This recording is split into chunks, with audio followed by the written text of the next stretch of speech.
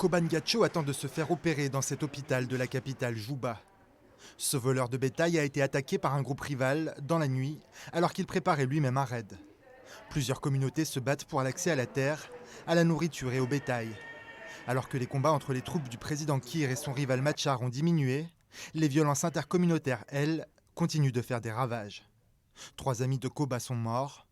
Le jeune de 20 ans a survécu, mais souffre de lésions sérieuses. Je me suis fait tirer dessus à l'épaule, puis je me suis évanoui.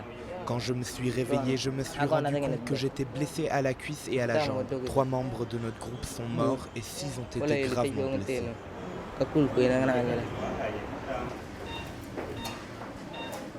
Koba a eu de la chance. Il a été transporté de Jonglei, un état dans l'est du pays, à cet hôpital militaire de Juba.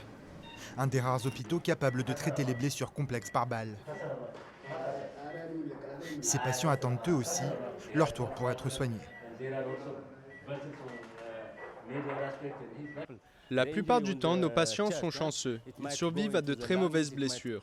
Par exemple, une blessure au torse pourrait atteindre les poumons, pourrait provoquer une hémorragie dans le poumon. Si la personne est touchée du côté gauche, il pourrait mourir, mais la plupart de nos patients s'en sortent.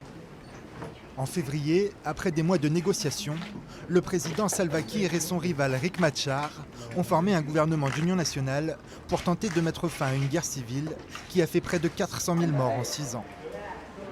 Mais alors que ce conflit prend fin, le Comité international de la Croix-Rouge a vu le nombre de patients blessés par balle dans le pays augmenter de 20% en un an.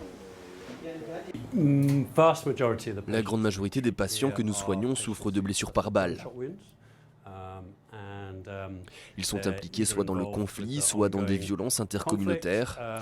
Les éleveurs sont les plus touchés, et c'est parmi eux qu'on voit la plus grosse augmentation de patients, notamment quand ils se battent dans des raids au milieu du pays.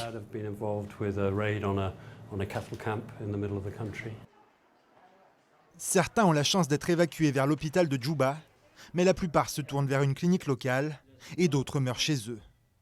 Ces conflits locaux risquent de devenir incontrôlables, éloignant l'idée d'une paix que le pays n'a jamais connue depuis son indépendance en 2011.